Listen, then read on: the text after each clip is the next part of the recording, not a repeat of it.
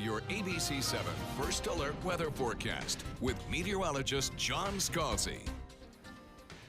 76 degrees, the air temperature, dew point value the same, 100% relative humidity. East wind continues today. The east wind will be key to our forecast this afternoon, once again bringing us chances of showers with a little daytime heating, with a little bit of a sea breeze. If we can develop a sea breeze, it'll be close to the coast if we do, but we have a circulation out there called Gordon that may interfere with that. We have a temperature by about 3 p.m. of close to 90 degrees, and with that, with the moisture in the air, with the easterly wind, we'll develop about a 60% chance of showers and thunderstorms.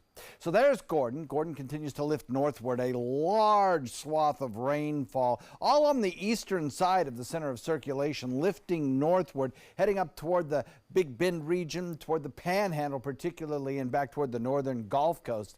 There could be some serious rainfall right along the coastline here, perhaps as much as a foot of rainfall possible before the system actually makes landfall, starts to decelerate, not decelerate, but degenerate and then accelerate up toward the northeastern part of the United States. We'll have quiet conditions here in terms of any influence from Gordon today, the outside periphery just along our coastline.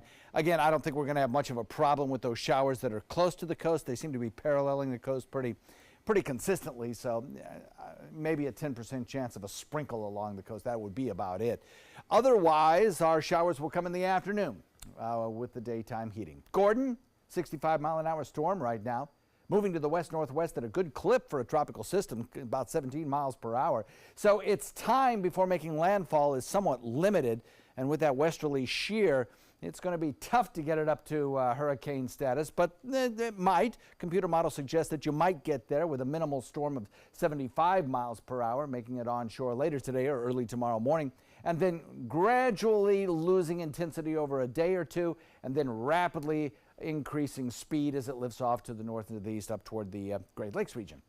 We'll watch it kind of rain itself out over the first few days, perhaps producing as much as I said, a foot of rainfall across the coastline. Florence, if you're still wondering, 70-mile-an-hour winds, now a tropical storm. Again, this is like a fish storm that's really not going to bother anyone. Of course, Bermuda's got its eyes on it, but I think it'll recurve before ever bothering them. Sunday by about 2 p.m. it'll be perhaps regenerating to a Category 1 storm. Quiet in the near Atlantic, but our eyes now focused on a couple of tropical waves coming off the coast of Africa with a 50% chance of developing over a 2-day period. Watch what this one European forecast does. It takes both of these systems and drives them to the west with pretty good consistency, and those two waves, by the time we get into late next week, by around Friday or so, will be close enough to us that we'll keep an eye on them. Of course, this is a long way out, and so we have plenty of time to watch it. The only thing at this point that you can say about these two tropical waves in a model this far out is that there's pretty good evidence to show that they will be moving to the west.